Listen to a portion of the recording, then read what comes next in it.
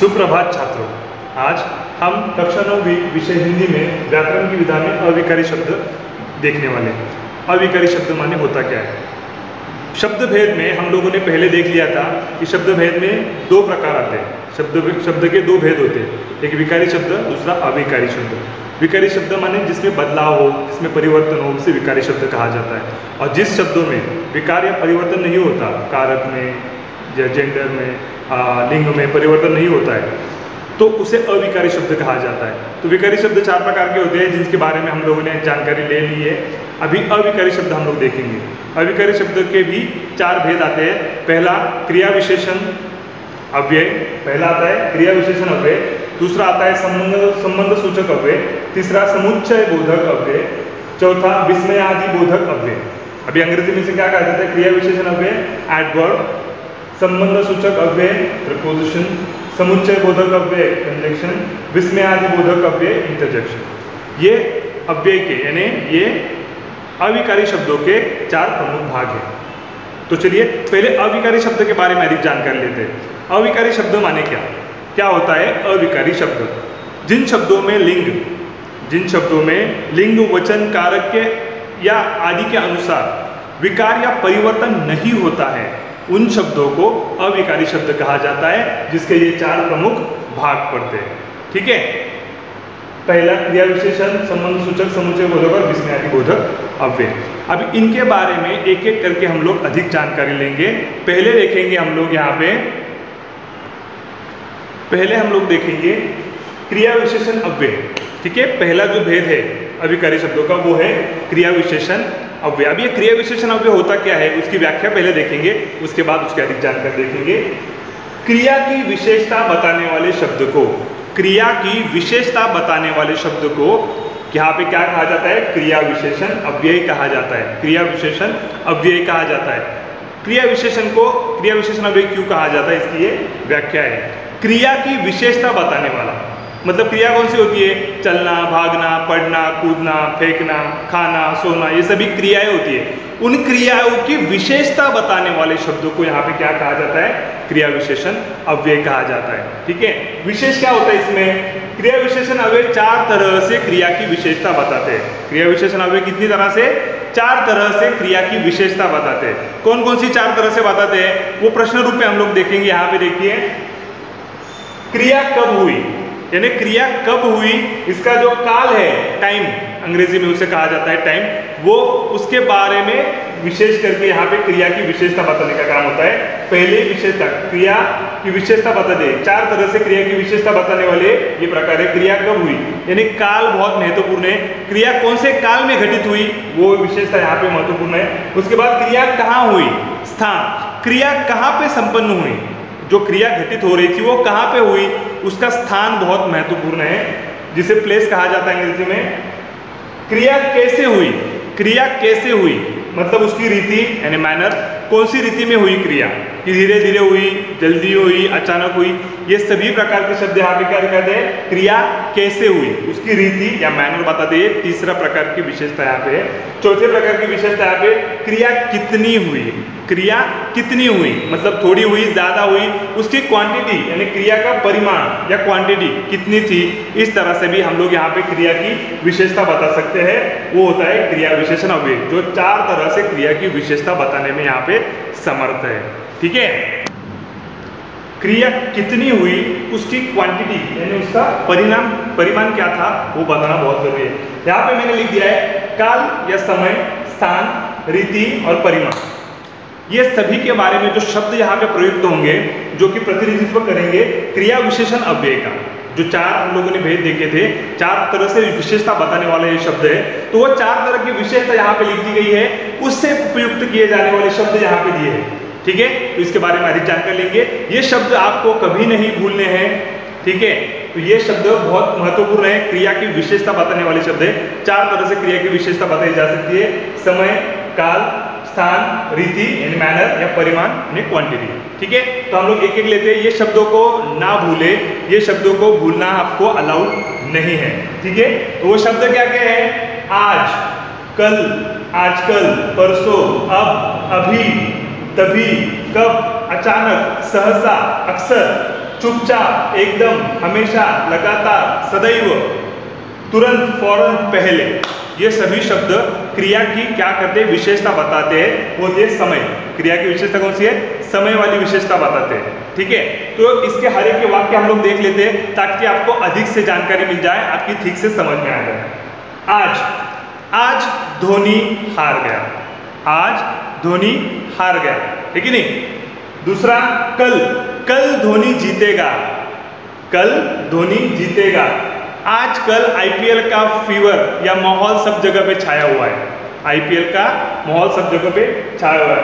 परसों की मैच में युवराज सिंह बहुत अच्छी तरह से खेले, परसों की मैच में युवराज सिंह बहुत अच्छी तरह से खेले। अब वक्त आ गया है कि हम भी डिजिटलाइज हो जाए। तीसरा, अभी मिले समाचार से हमें ये सूचना मिलती है कि अभी आए समाचार से हमें ये सूचना मिलती है कि कोरोना वायरस बुरी तरह से फैल रहा है। उसके बाद तभी और तभी या तभी कैसे वाक्य तैयार कर सकते हैं, बीच में भी आ सकते हैं, पहले भी कर सकते हैं। मैं गिर गया तभी मेरा मोबाइल टूट गया। उसके बाद तुम कब आओगे, अचानक बरसात शुरू हो गई। उसके बाद सहसा हम ये काम नहीं किया करते। अक्सर हमें मेहनत करने वालों का सम्मान करना चाहिए। अक्सर, चुपचाप, नियति नटी अपने कार्यकलाप एकदम चुपचाप पूर्ण करती है। एकदम विस्फोट हो गया। हमेशा सच बोलना चाहिए। लगातार गिरती हुई बारिश ने सभी पौधों का नुकसान कर दिया। मैं सदैव आपके साथ रहने की कोशिश करूंगा। उसके बाद तुरंत वो चीज लेके आओ। फौरन तुरंत देखिए, फौरन आप मेरे घर आ जाइए। पहले आप जाइए, अंत में हम आएंगे। तो ये सभी प्रकार जो है वो समय दर्शाते हैं, काल दर्शाते, टाइम दर्शाते हैं। तो यहाँ पे क्रिया की विशेषता, यहाँ पे समय या काल के बारे में हम लोग इन शब्दों के माध्यम से उन्हें पढ़ सकते हैं। अगर एग्जाम में आपको प्रश्न आ गया, प्रश्न पत्र पे आ गया कि क्रिया विशेषण अव्यय पहचानिए, तो इन शब्दों के माध्यम से आप लोग क्रिया विशेषण अव्यय को पहचान सकते हैं, जो कि समय के बारे में। दूसरा देखेंगे हम लोग स्थान के बारे में। अभी स्थान के बारे में कैसे पता चलेगा हम लोगों को, कौन से स्थान है, क्या है। तो स्थान के बारे में हम लोगों को ये शब्द बहुत महत्वपूर्ण है जो आपको ध्यान में रखने हैं। ये एक बार आप लोगों ने कर लिया, क्रिया विशेषण अव्यय के बारे में आपको कोई सवाल नहीं होगा। यहाँ पे आपको बाय हार्ट नहीं करना है, यहाँ पे आपको समझना है कि आखिर में आप लोगों को क्रिया विशेषण के बारे में क्यों पूछा गया है, वो क्रिया विशेषण क्या है। ठीक है, तो यहाँ पे समय हो गया, उसके बाद स्थान। ये शब्द ध्यान में रखिए, यहाँ, वहां, आगे, पीछे, ऊपर, नीचे, सामने, बाहर, भीतर, इधर, उधर, आसपास। ये सभी शब्द क्या है, स्थान के बारे में बताते हैं। यहाँ मैं आपके सामने बात कर रहा हूँ, ये क्या, कौन सा स्थान है, ये स्कूल है। यहाँ पे मैं आपसे बात कर रहा हूँ। जब हम लोग जूम मीटिंग अटेंड करते हैं, जूम का क्लास कंडक्ट करते हैं, तब मैं मेरे घर पे होता हूँ, कभी स्कूल में होता हूँ। तो जगह, यहाँ से मैं अभी आपके सामने बात कर रहा हूँ, यहाँ से मतलब मेरे स्कूल से स्थान, ये स्थान है अपना स्कूल, यहाँ से बात कर रहा हूँ। ये स्टेज है, वहाँ बैठे आप लोग सुन रहे हैं, वहाँ बैठे आप लोग सुन रहे हैं। आगे, स्कूल के आगे एक पुतला है, पीछे, स्कूल के पीछे बहुत बड़ा मैदान है। स्कूल या कोई भी चीज अगर आप लोग घर पे है तो घर के ऊपर चिड़िया बैठी है, घर के ऊपर या पेड़ के ऊपर क्या बैठी है, चिड़िया बैठी है। नीचे स्कूल जैसे ही छूटता है, हम लोग हमारे क्लासों में से नीचे आ जाते हैं, यानी हमारी क्लास कहाँ पे, ऊपर है, तो हमारी क्लास ऊपर है, ऊपर वाले क्लास से बच्चे नीचे आ जाते हैं। सामने, स्कूल के बराबर सामने बहुत बड़ा अस्पताल है, स्कूल के सामने अस्पताल है। बाहर, स्कूल के बाहर बहुत बड़ी सड़क है, स्कूल के भीतर संस्कारों का रोपण किया जाता है, इधर स्थिति बहुत गंभीर है, उधर कैसी है, इधर स्थिति बहुत गंभीर है, उधर स्थिति कैसी है। उसके बाद आसपास, हमारे आसपास हमें कोरोना वायरस की बीमारी या लागन हो सकती है, इसलिए सतर्क रहिए। अपने आसपास की सभी चीजों को साफ कीजिए। ठीक है, उसके बाद अभी रीति या मैनर, स्थान के बारे में देख लिया हम लोगों ने। रीति यानी मैनर, कौन से मैनर में वो क्रिया घटी है, मतलब उसकी प्रक्रिया कैसे घटित हुई, कैसे घटित हुई, उसके लिए रीति या मैनर कैसे होगा, उसके शब्द ध्यान में रखिए, कभी भूलिएगा नहीं। धीरे धीरे, हौले हौले, बार बार, पीछे पीछे, अभी अभी, कभी कभी, ये सभी चीजें वो क्रिया कैसे घटित हुई इसके बारे में अधिक जानकारी देते हैं, विशेषता बताते हैं। कौन से, उसकी रीति होती है। उदाहरण के तौर पे हम लोग देख सकते हैं, धीरे धीरे उसने पूरी चढ़ाई पूर्ण की। धीरे धीरे उसकी चढ़ाई जो कर रहा था, वो चढ़ने की क्रिया जो हो रही थी, पहाड़ चढ़ने की, वो धीरे धीरे हो रही थी।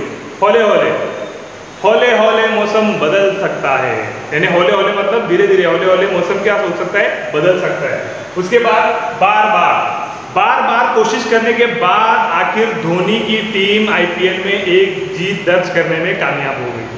बार बार कोशिश करने के बाद, पीछे पीछे, आगे आगे आप चलिए, पीछे पीछे हम लोग आपके साथ आ रहे हैं। आगे आगे आप चलिए, पीछे पीछे हम लोग आएंगे। ठीक है, अभी अभी, अभी अभी मिले समाचार, जैसे मैंने अभी यहाँ पे बताया था, अभी अभी एक घटना, भयंकर घटना घटित हुई है। अभी अभी एक भयंकर घटना घटित हुई है। कभी कभी हमें ऐसा लगता है कि कोरोना वायरस जल्दी से जल्दी इस दुनिया से निकल जाए, ना केवल भारत से, ना केवल मेरे शहर से, बल्कि दुनिया से निकल जाए कभी कभी, है कि नहीं।